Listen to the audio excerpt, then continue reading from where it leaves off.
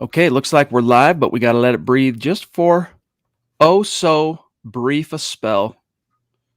Got to bring on Facebook. So stoked to talk with you all tonight, and we're good. Welcome in, everybody. It is the Huddle Up Podcast, presented, as always, by Mile High Huddle, powered by Blue Wire Podcasts. I'm your host, Chad Jensen, with me, my fellow football priest. You know him, you love him, Zack Kelberman. Zack, as if George Paton's NFL draft legend couldn't grow any larger, news broke over the last few days. Here we are on Sunday. Last time we were able to speak with everybody, it was Thursday night, that the Lions have been fleeced with yet another draft pick from the Trinity Benson trade last summer. The Broncos get another seventh-round pick. Now, maybe another seventh-rounder is not much to write home about, Zack, but when you realize that wide receiver, who's a former undrafted rookie that was flipped to a non-conference opponent for a fifth and a seventh-round pick in the final analysis, I mean, hats off.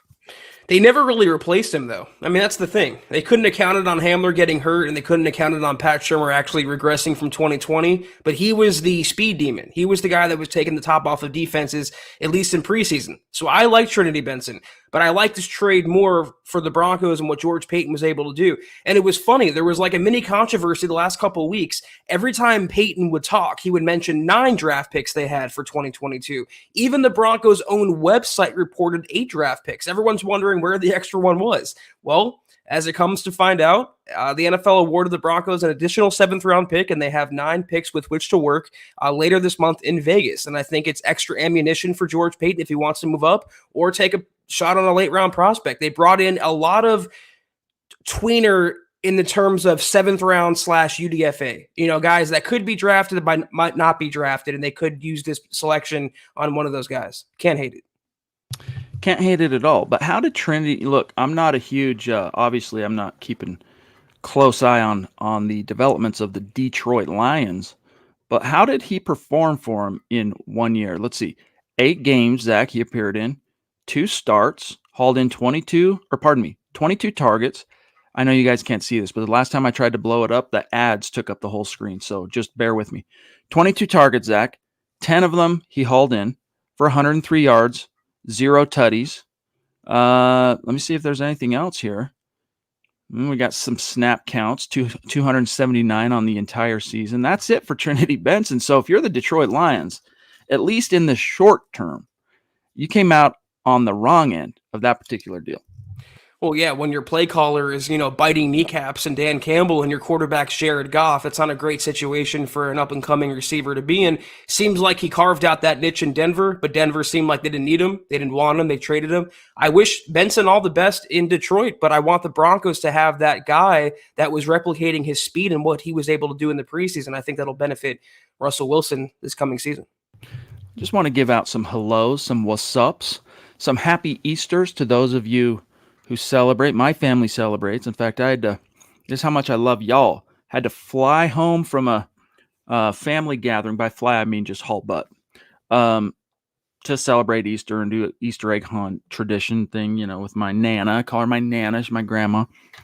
And it was a lot of fun. So I hope you guys enjoyed your Easters if you celebrate, and that you've had a great weekend. Lots of spring cleaning going on, I'll tell you that, at Casa Jensen over the weekend. Claude, what's good, bro? Good to see you. Appreciate you as always, my friend.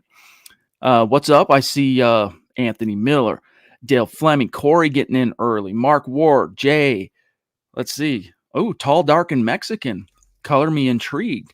Drew, what's good, bro? Happy to see you. How you been?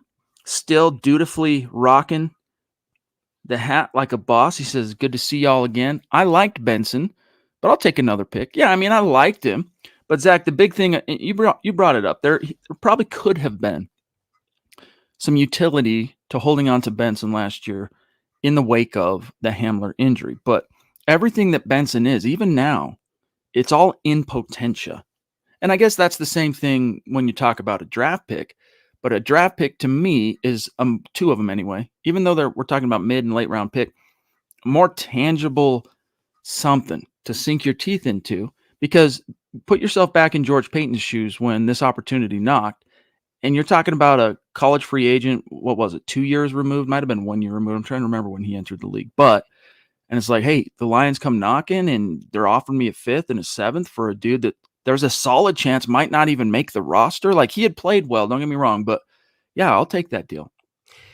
I agree with you in spirit, and I agree with the premise, but can't the same be applied to KJ Hamler? Isn't it all potential with him still? He hasn't really shown what he can do at the NFL level, as far as I'm concerned, for a second-round draft pick. Again, I like Benson's skill set. There's always a utility for that, like you said, but in hindsight, which is glorious, hell of a drug, the Broncos got multiple draft picks for his services. A guy, like you said, might have been cut. I thought he deserved to make a final roster, but c'est la vie.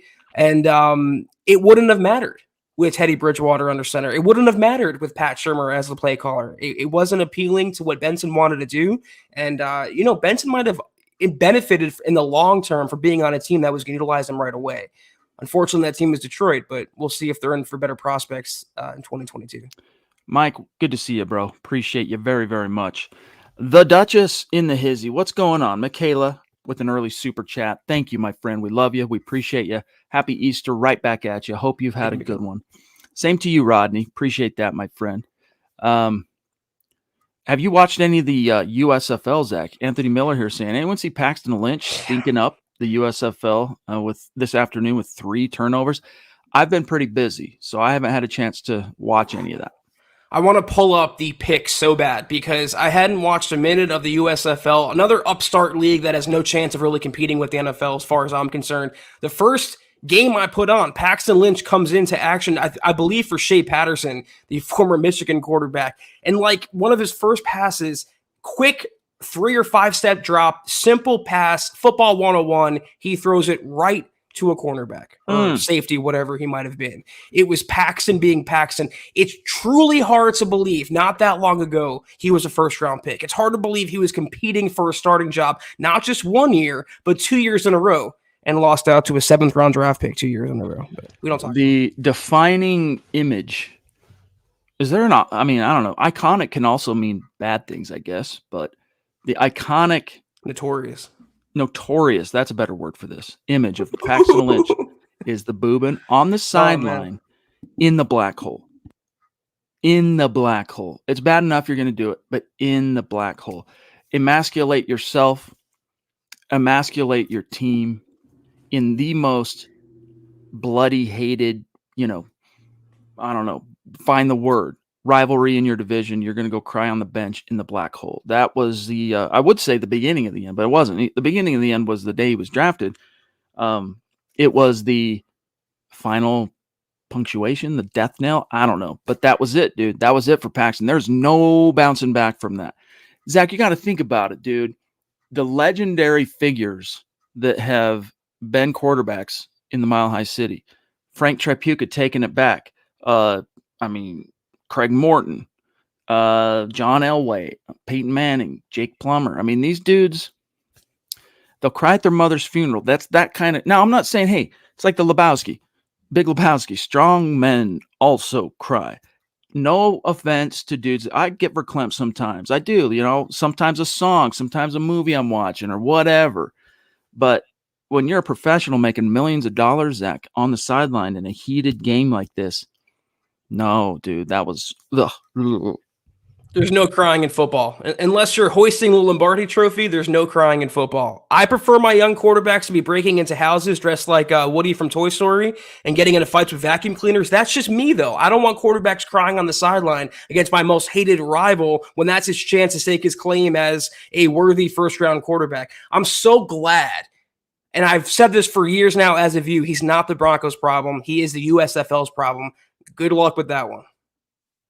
Albert, I'm so sorry to hear this very bad news. Give our best and sorry, Albert. Give Michelle our condolences. You'll be in our thoughts and prayers, and let her know that. And I know you are a family of faith, and I'm sure that will strengthen you during this difficult time. But give her our best. We're very sorry to hear about the passing of Michelle's mom. Yeah, you have our condolences and our thoughts. All right, let's see here.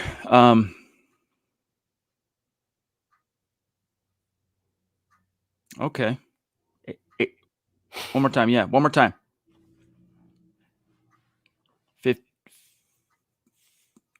Did you count that? I'm trying to count Scott's hand figures. He's doing this, trying to help me understand something, communicate in the green room. I'm sorry, dude. I botched it. A symbolic number for her age. One more time, Scott. One more time. 85. You can cut this out. 85? 85. Thank you. All right, guys. Well, good to know. Thank you, Albert. And again, thoughts and prayers up. That's for reals. All right.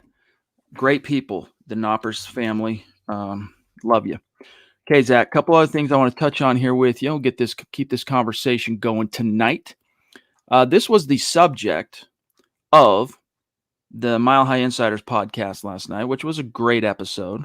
Talking about, for what it's worth, Baron Browning earning huge coverage props from Pro Football Focus.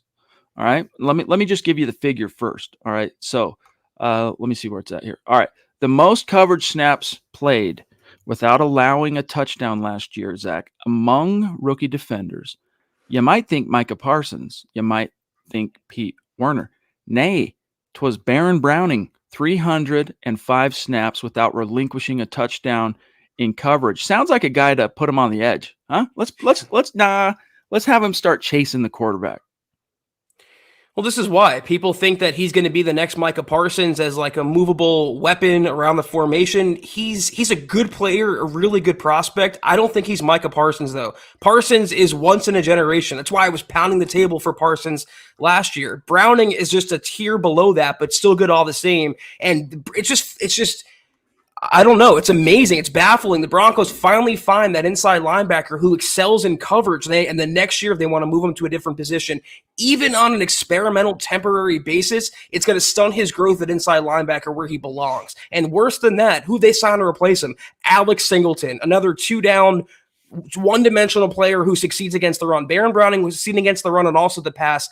Big fan of Browning. We have to just trust the coaches and pray they know what they're doing. Zeus. What's going on, big dog? Heading back to the Mile High City. That's really cool news. We can't wait to have you closer, my friend. That's so cool. So cool, my friend. Give our best to your family and hope you have had a really good holiday today on Sunday. Zeus McPeak. Thanks, buddy. Thanks, Steve. Yeah, I don't get it, dude. Oh, we got the Oi Boy. We got Chaos Josh in the house, too. My brother in punk rock. What's good, bro? Happy Easter back to you. Appreciate all you do. Hashtag MHH. Thank you, buddy. Let me ask you, Josh. All right. And this is a rhetorical question. No, this is not a rhetorical question. I'm asking y'all. Does it make sense considering, look, we know Baron Browning wasn't perfect last year as an off-ball linebacker. Made his debut as a starter, Zach, week 9 on the road in Dallas, where they curb stomped a unsuspecting Cowboys squad that just wasn't ready for that heat. And he played a phenomenal game, and it was really cool seeing a 56 patrol in the middle of the field. For those of you go back in time and think about Smoke Dog Al Wilson and all that, it's just a cool number at the off ball for the Broncos. It's got the number has some mystique. It has some juice. And, it wasn't perfect. Sometimes his read and react, sometimes his run fits weren't, exactly what you would hope to see, but he's a rookie. He's learning. And at Ohio State, they moved him around so much that he actually entered the NFL a little bit behind the 8 ball in that respect because he couldn't really specialize. And now the Broncos are pondering making the same mistake as a pro. Just when you think, Baron, you're about to get your footing and, this is what you're going to be doing in the NFL, we're going to go ahead and split your focus and have you start chasing quarterbacks. Zach, I'm not opposed to sending them on a blitz here and there. I'm just saying, you want to make the same mistake they made with DeMarcus Walker. You want to make the same mistake they made with Justin Hollins. Those are just two names in recent history. It hasn't panned out. And as you said, look, Micah Parsons and what he did, he made it look easy, but it's not easy to do what he did. Not just anyone can do it. And Browning's a great athlete. I mean, if you go back and look at his athletic testing, Zach, at the combine, I mean, I can understand why the Broncos would be attracted to the idea. But when he played so well at off ball and it's been such a need, such a gaping hole on your team for so long, and now you got a young guy with some juice that showed out as a rookie, that's just not – I'm not tempting that fate for what it's worth. You said rhetorical question. It made me think of rhetorical question, Farley. You ever see Mr. Woodcock with Billy Bob Thornton? Great movie. Anyway, about Baron Browning, The argument is that he's successful off the edge, but it's just a little, again, astonishing the Broncos would even consider that after picking up Chubb's fifth-year option and then turning around and handing an edge player, Randy Gregory, $70 million over 5 years. You have your edge guys, you have your backups in Malik Reed and Jonathan Cooper. You're pretty well off there for the most part. Maybe you had a guy in the draft and a young player to develop, but Baron Browning should be the starter at inside linebacker. That's our opinion, but we'll see if Evero is correct. Scott brings up another point. You want to pay an inside linebacker? Probably cost you $6 million. You want to pay a top 10 edge? Try like more than double that, $14.5 million. Like even a guy that's modest, kind of his production is relatively modest. Like even Malik Reed, dude, when he hits the free agent market in a year, like neither you or I, Zach, are going to be running to throw some money at that dude. But there will be teams. They'll look at the resume. If his agent does a good job, we'll see how he does in a contract year. That'll be a big determining factor, obviously. But let's say he was hitting the market just this past spring. Hey, led the team in sacks 2 years ago when Vaughn went down, carried the edge water when Vaughn was traded in year 2 and Bradley Chubb the next year when Bradley Chubb just wasn't quite himself. I mean, that's a dude that can probably go out there and make in the maybe not quite 10 million, but 7, 8, 9 million bucks for Malik Reed. Now, if Baron Browning hits and ends up being a guy that can, from the edge, provide you somewhere approximating 10 sacks, yeah, as Scott puts out here, it's going to be a pretty penny to extend that guy relative to being an off-ball linebacker. And you have, Zach, investment at edge right now in terms of, fifth-year money that's going to Bradley. And I get it. You got to prepare for the future a little bit because he's contract year.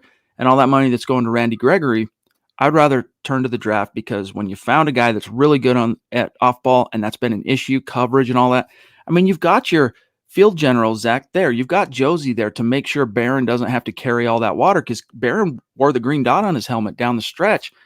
Let him just go be that athlete and let him chase people and break up passes. And I don't know. I just think that to me makes so much more sense than putting him as a number 2, 3, 4, 5, number 3, 4, 5 edge rusher behind Bradley Chubb and Randy Gregory. Yeah, we can get to David in a second, but I want to flash this comment from Mark91. Edge is a big question. Mark Cooper and Malik are not the ones you want out there if Chubb or Gregory get hurt, but I mean, they're backups for a reason. What team has Pro Bowl second-string edge defenders? You can't have all-stars at every spot. So if your 2 edge guys are Bradley Chubb, Randy Gregory, Chubb said himself, the sky is the limit. You're good there.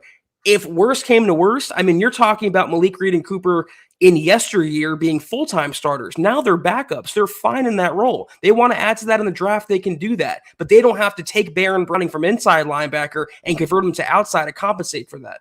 I think it's a mistake, but I hope it pays off. Good to see Michael Ronquillo in the house. And David, yes, indeed. He said, by the way, there was confusion on whether the 7th-round pick the Broncos got was conditional. It was not, says David. Hence, props to Paton. Yes, indeed. Rodney says, what are your guys' input for the number 64 overall pick? I don't know. I mean, Pro Football Focus, this is another interesting thing to look at here. Zach, I'll pull it up, I guess. But Pro Football Focus, they said the best case scenario for the Denver Broncos at pick 64 would be an off-ball linebacker named Chad Muma from Wyoming.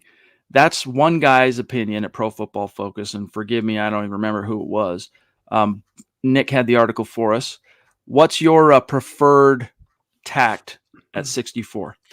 Linebacker, so either off-ball or edge or right tackle.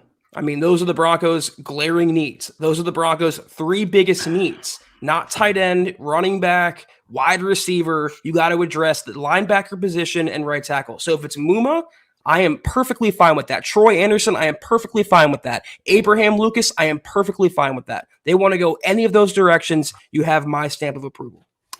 I think the way Nick closed this article is a good way to sum up how I feel too. He says, I'm not sure I would categorize Chad Muma falling to 64 and the Broncos drafting him as the best case scenario for Denver in the draft. An edge rusher such as Minnesota's Boye Mafe or Penn State's Arnold, I always botch that name, Ebekete falling, or perhaps the Broncos loving and drafting Washington State offensive tackle Abraham Lucas or Tulsa's Tyler Smith might be more ideal scenarios. However, there are far worse options than drafting a linebacker with Muma's coverage chops in the middle of day 2 of the draft. So, Zach, it's a good way of saying, look, you sent a king's ransom for Russell Wilson. He wants to play another 10 years in the league. If you're going to help him achieve that with you as a Bronco, ostensibly, you need to protect him. And I'm still not convinced the Broncos have the horses at right tackle. Maybe they can get by this year. But what about next year? Because all the dudes in the conversation, Zach, for right tackle this year, they're on 1-year deals. They're playing on a contract. So I'm saying for me to answer the question, that's a long-winded way of me saying I think the best thing would be to get whatever's the best offensive tackle on the board at that point would be my heart's content. But I'm not going to, spit vinegar if it is Chad Muma or if it is Troy Anderson, because those guys are really good and would definitely help this team. Tackle and edge are two of the most important positions on the field, along with cornerback and quarterback, obviously. So if they go any direction of those, I'm perfectly fine with it. They want to get an edge guy, I'm cool. Muma, Anderson, I'm cool with that. I agree with you, though, right tackle. I'm not leaving my offensive season, my prospects to Billy Turner or Tom Compton or Calvin Anderson. It is way past time they restock that cupboard with a premium prospect, something John Elway chose not to do over many years, and something I hope Paton changes in year 2 of his GMship. The Bugmeister jumping in. Appreciate you, buddy. We're going to grab you. Hang tight one sec. I just want to give everybody an update on where the Super Chat contest for the month of April stands. As you guys know, we're going to take the top 5 finishers on Super Chat in the month of April. Their names go into a hat. We draw one out, raffle. The winner gets a Broncos jersey of their choosing. All right. Number 1 currently, DWI guys. Number 2 is the Duchess. Number 3 is D-Dub, Dale in Hawaii, who, Zach, he's telling us we're going to see him in Vegas in not this next week, but the following. Pobby at number 4, and then Tom at number 5, and then Nothing But a G Thing at 6, Nash the 5th at 7, the Queen at 8, Daniel, Sam Bam, Cottonmouth, Corey, and KB. So that kind of gives you an idea of where things stand there. I'll do an update on the Facebook contest as well here in just a minute, but Bugmeister says, happy Easter, right back at you. Browning will kill it no matter where he plays. He's a Swiss Army knife. Hopefully it doesn't backfire. I don't know. I'm just not convinced, Zach, that he would be as good an edge rusher or make as big of an impact as an edge rusher as he has already made as an off-ball linebacker. It's like beggars can't be choosers. The Broncos have been getting by basically with 2 down thumpers there since Danny Trevathan left for Chicago following Super Bowl 50, and Brandon Marshall quickly broke down, couldn't stay healthy basically. And they basically, it's been some duct tape, a Band-Aid, piece of bubble gum, do the best we can. You've got a guy that really has the potential to be a dynamic impact player that can stay on the field, Zach, all 3 downs, and you want to move him to the edge. I would get it. If you didn't have Bradley Chubb, if you didn't have Randy Gregory, it would make a little more sense to me. But I would still be saying, hey, the best predictor of the future is the past. And the past tells us the last 2 guys you tried to do this to didn't work out. Yeah, that was exactly my point. It's like your top 4 edge guys, Bradley Chubb, Randy Gregory, Malik Reed, and Jonathan Cooper. But who are your top inside linebackers? You have 3, and they're Josie Jewell, Alex Singleton, and Jonas Griffith. None of those guys, to me, are long-term fixtures or can be. They're placeholders or 2 down, like Chad said, thumpers. They're one-dimensional players. Baron Browning wasn't that. They don't have it seems like a luxury move for a defense that needs to be making moves that fit their needs right now in the first year under Ajiro Evero. We'll see how it pays off, though. Yeah, and I'm, pardon me, I'm excited to see how his defense, what his vision for this defense is, but we're not quite there yet to where, even if this was a Vic Fangio-esque defensive mind at defensive coordinator or a Wade Phillips, and we're hearing this, I'd still be questioning it. Oi boy, I agree on Barron. He showed up and showed out at inside linebacker. If it ain't broke, don't fix it. Like Shanny said in Super Bowl 32, do what you would do normal. Amen. Hey, Barron, go do what you would do normal. I couldn't say it any better. Well, there's the argument I see in the comments, and it's pretty valid that Baron Browning and Evero, he might not run a base defense too often. It might not utilize inside linebackers that heavy, but they can't be in dime. They can't be in sub packages every single down. Eventually, teams are going to catch on, and they're going to start to attack the Broncos on early downs when they use an inside linebacker because they have to. If they go that route and teams throw on early downs, I want that coverage guy in the middle to be Baron Browning. I don't want that to be Josie Jewell. That's the point there. We have to trust Evero, though. Mark Ward jumping in, a newer name on the super chat. Appreciate you, bro. Connect on Twitter, by the way. We like to keep in touch with our supporters on social media. Give you a shout out after each and every podcast. He says, Minnesota Broncos country appreciates you guys. A first timer popping his cherry. Good to see you, Mark. Thank you, buddy. Appreciate that. As you can see in the ticker below our faces here, relative to the Facebook contest, as you know, trying to reach 250,000 stars in the month of April. When we do, raffle off a Broncos jersey of the winner's choosing. Only people in the running for that are those who helped contribute to the goal. Facebook helps keep track of that for us. It's really nice so that when we do the drawing at the end of the month, it's nice and convenient. I hate to be the bearer of bad news on that front. We're only at 21% complete here on the goal, and we're 17 days into the month. So we're more than halfway through the month, and we're not even at a quarter of the goal. So I'm just saying, if we're going to hit it, we're going to have to step it up. That's just the score. And much love and respect to anyone who has chipped in toward the goal this month so far. Those stars help keep the lights on here. So thank you. KB, what's up, bro? What's the chance Jonas Griffith, beats out the free agent edition, Alex Singleton, Zach? I think it's going to come down to whoever's best on special teams. I mean, that's going to get the nod as the main inside linebacker. But again, it depends on how much Evero runs a defense that utilizes inside linebackers. It depends how he feels about Singleton. There's a reason why they brought in, of all people, Alex Singleton, the two-time leading tackler from Philadelphia. A lot of fans never even heard of him, but the Broncos had eyes on him for a reason. So right now, I'm going to give him the edge. But if Griffith maintains his strong march from last season, he was better in coverage than Singleton ever was, and he shines under Dwayne Stukes, the new special teams coordinator, I can see him getting a push up the pyramid. Well said. Pardon me. Man, frog in my throat tonight. Robert Otteson. Hold on. Robert. Timbo Slice TV on Twitch. Not to be confused with Kimbo, pardon me. Here, I'm botching my own joke. He says, what's up, fellas?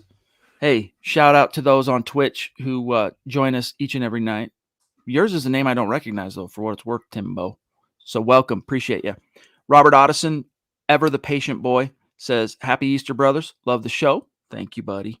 How about Sean Ryan, offensive tackle from UCLA? He is a stud. I'll be honest with you. I don't know much about this guy. I'll pull up and see what his rankings are, but looks like, let me do this. Stand by. We like, Zach, the idea of, or at least I do, you do too, offensive tackle in round 2, but I think that would be maybe a little early for this guy. Scott, you'll have to tell us on that front, but we'll keep an eye out for him, Robert. We'll check him out. Are you a UCLA guy? You a Bruin? Scott's saying short arms, middle of the pack athlete, too high in the second round for someone like Ryan. So I'll defer to Scott's scouting services there. Third round, though, they don't take a tackle in the second round. I am all about that. Again, they have to come away with one of the premium rounds being utilized on a tackle. It's been far too long. They've ignored that position. This is the year they finally should, and I believe will, address that. Absolutely. I'm just looking at a couple of things here on him. Yeah, just reading up on him a little bit, there doesn't seem to really be all that much that's special about him in terms of his testing. And looks like a lunch pail caliber guy, though. So we'll circle back on that. I'll check him out, Robert. Does he have eyebrows? Yeah, let's hope. As long as he's got eyebrows. Just be careful making jokes about that around Will Smith. Slap. Timbo says, I just changed my name. Okay, so you might remember me as... I read that wrong completely.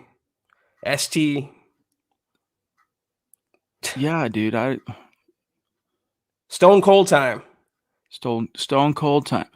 Yeah, you sound like WWE fan, Oh, huh? Tim, Stone Cold Tim. That makes more sense. Okay, Okay. 10-4. 10-4. That's why we have Scott in the background. Even Zach needs a little syntax assistance every once in a Yeah, while. my brain It's not, short it's not circuits. just the ever-approaching boomer Well, some Chad of these over here. usernames look like randomly generated passwords on some random website, so it's hard to decipher. Like Twitter usernames, just a bunch of numbers and letters, lowercase. Zach, for what it's worth, over this weekend, well, toward the end of the week and during the weekend, the topic of paying Russell Wilson has been on the minds of the writing staff at MHH. This is Bob Morris's article. Luke Patterson also wrote one saying, hey, how does the Derek Carr extension in Vegas affect perhaps Russell Wilson? Bob sat down, and Bob is, look, he's our resident cap guru, contract guru. Like, he just understands these things, has a great kind of roots in that. He probably shudders when I call him a cap expert, but relative to me, he's a cap expert. And his article here, Zach, is here's why the Broncos won't have to reset the quarterback market on a Russell Wilson extension. And it's a long piece. It's very well written. I would suggest you guys go give it a read when you get a chance. But I'll sum it up. All right. Actually, I'll just put it this way to you. Do you think when Russell's time comes, the Broncos will have to compete at the highest level? Or is, he uses an example here, like in the case of Matthew Stafford, didn't reset the market. In Derek Carr's case, didn't reset the market. These are guys that are kind of making deals that recognize and pay them for their talents and contributions, but also leave a little bit of wiggle room so that they can go out and try and bring home one of these things, one of these Lombardis. It's going to be a big number, and I want Broncos country and the fans to be expecting that. And it's window dressing to make the player look good, to make the team look like they're showing that player a commitment. It's good for PR. But when you boil the deal down, what does it come out to be? Is it pay as you go? Is it front loaded? Are there incentives? What are the incentives? I don't think that Russell Wilson is going to take less than $40 million on a long-term deal, nor will the Broncos offer him that. But I don't think he's going to hold out or cause a rift because he wants 50 or more. It'll be fair. It'll be market value, though I don't expect the Broncos to be handing a Deshaun Watson level deal over. That'd be irresponsible. Let me just read Bob's bottom line here. He says, my belief is that as long as Wilson believes the Broncos are the best situation for him, particularly if he likes Nathaniel Hackett, he'll be more willing to take a deal that's similar to Stafford. And I can show you guys what that is. One that pays him well from 2023 to 2025, but doesn't reset the market. The best thing for the Broncos, says Bob, is to keep the current market in mind, but not dwell on it. Also, Broncos need to avoid making a public ordeal about Wilson's contract situation. While you can't stop analysts and fans from discussing it, that doesn't mean the Broncos should turn it into a public negotiation. Let the analysts and fans have their opinions. The Broncos need to keep things mostly quiet on their end, just as they did with the trade talks.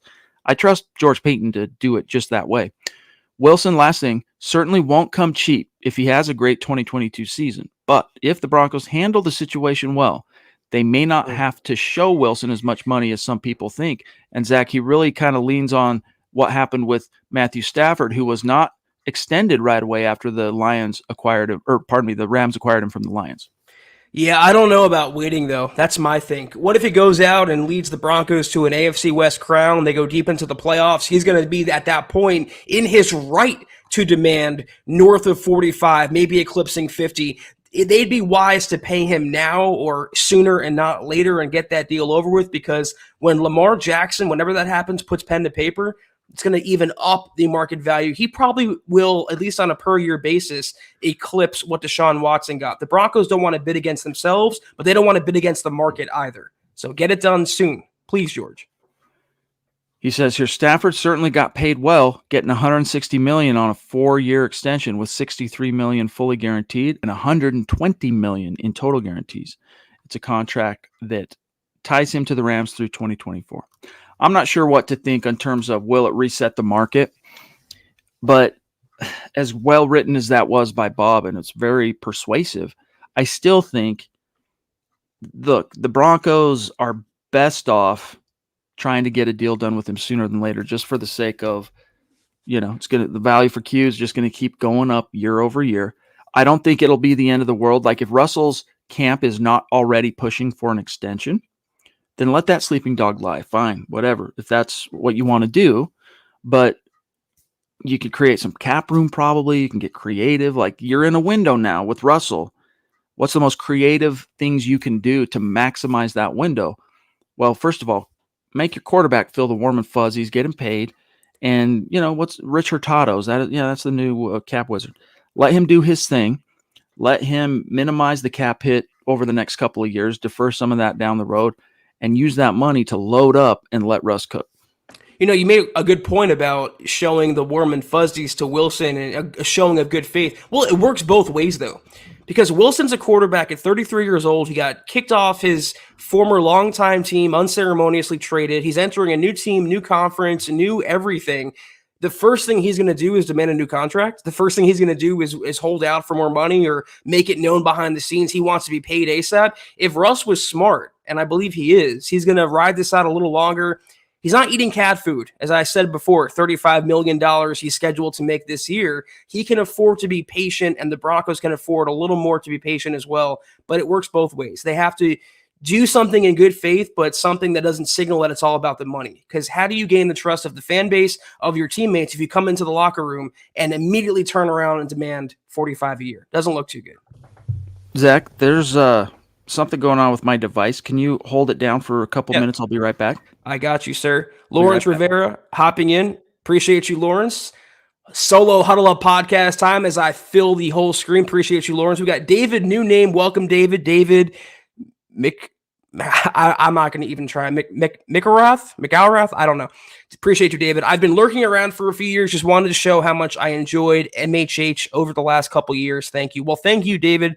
Thank you for that super as well. Let's ride. Certainly let's ride. I'm so excited. I love the tagline. I appreciate your support, David. Be sure, if you have any questions, comments, concerns, considerations, fire them into the comments and we will take them as appropriate. Hattie Campbell hopping in. Appreciate you, Hattie. I think Russell will give room to get other players. The reason it didn't work in Seattle is because Pete Carroll failed in getting him help. Yeah, I think that stems more to the coaching than it does the players around him. He didn't have the great best supporting cast, but his coaches, man, Brian Schottenheimer, Shane Waldron, they were doing him no favors, and that's the problem when you play for an older defensive-minded coach from yesteryear in Pete Carroll. Sound familiar? It's what the Broncos dealt with under Fangio the last few years. It's going to feel rejuvenating for Russell and every other player in the Broncos locker room to be working side by side with Nathaniel Hackett, who brings an energy, Hattie, that is, I believe, unmatched among NFL coaches. He's like a little kid out there, and the players are going to feed off that. Russell Wilson will feel exhilarated and unleashed and just empowered to be his best. And I think Russell Wilson's best is still damn good. So let's ride. David Bingaman, appreciate you, David. I think they may let the new owner pay him tinfoil hat. David, you might be right. That very well could be the case. The Broncos are stalling and vamping and trying to buy time for the new owner to get in place, whoever that may be. Rob Walton, I'm looking at you.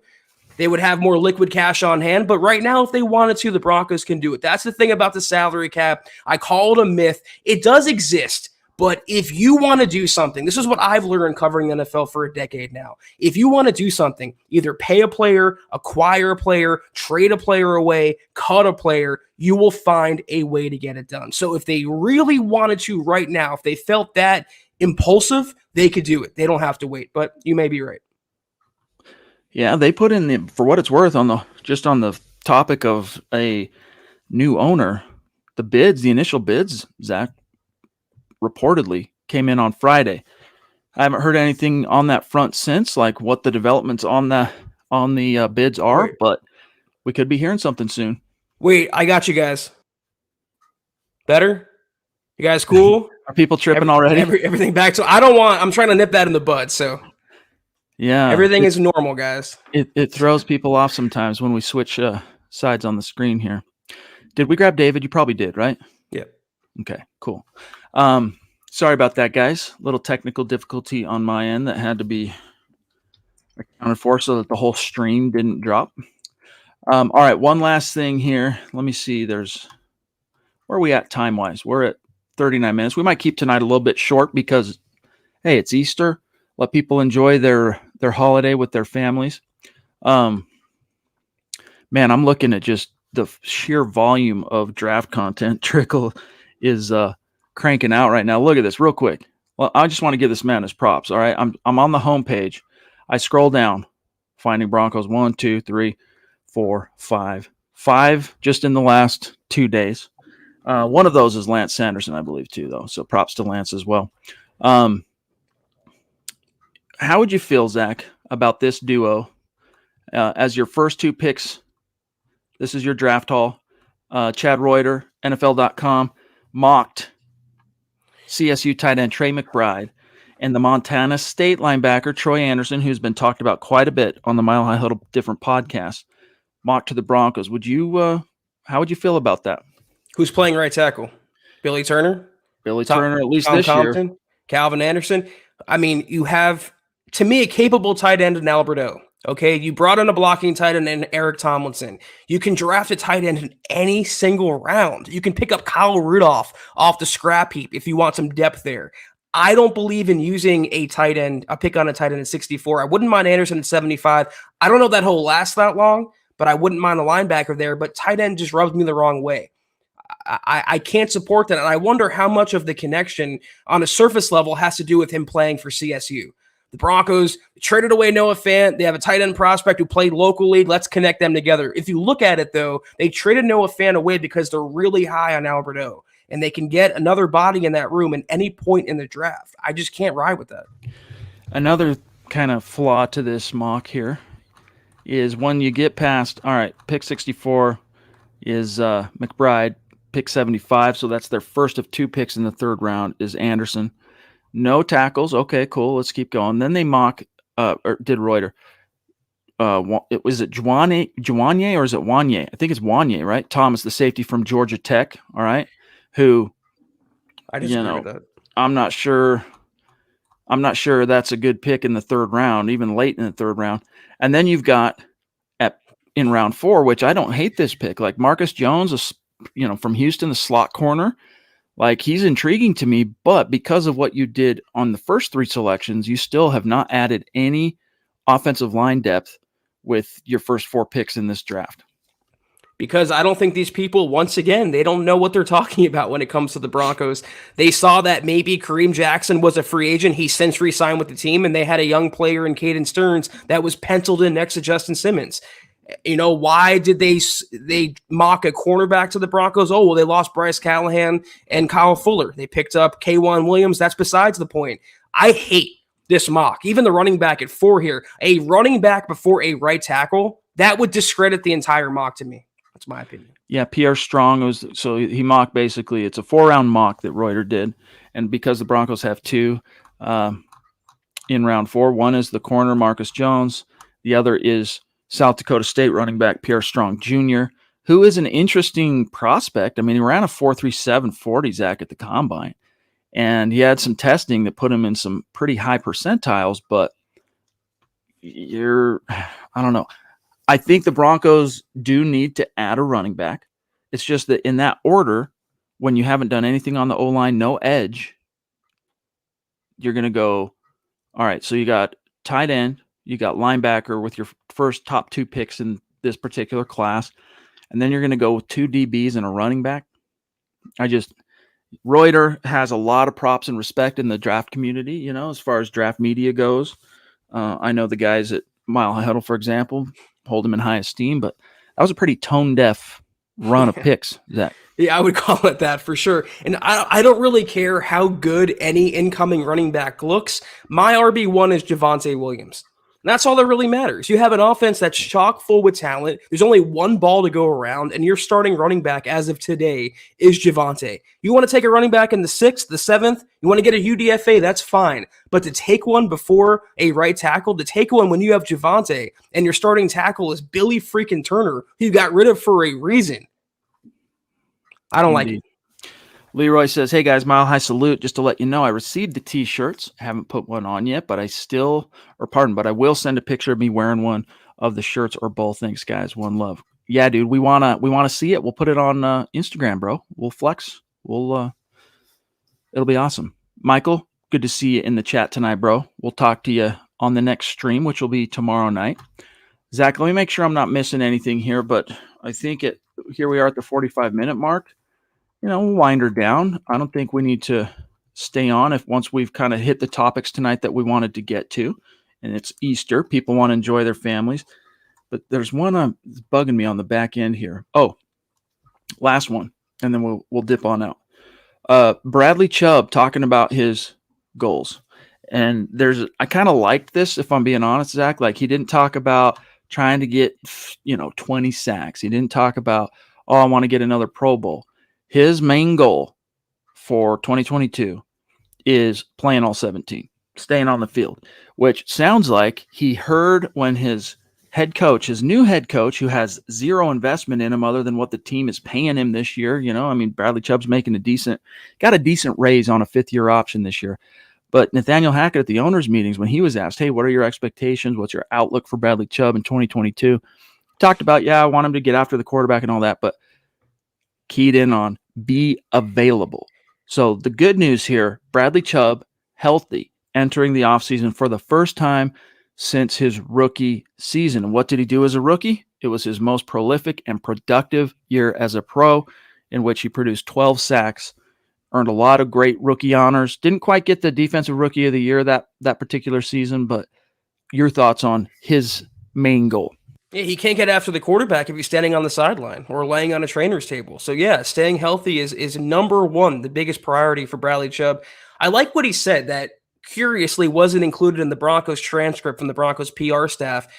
He had a solid week 18, last regular season game. And he said he wanted to go out with a bang against Kansas City because everyone hates them in the building. I just love that quote. I love what they're fostering there. And I love the realness. You talked about tone deaf with Chad Reuter about that mock draft. This is anti-tone deaf from Bradley Chubb. He realizes the biggest knock in his game. He realizes where the criticism is aimed at and why, and he wants to dispel that. I respect that and I appreciate that. I'll get it done. Guys, thank you for giving us some of your time here on Easter evening. Love you. Appreciate you. We're going to get on out of here, though. We'll be back tomorrow night.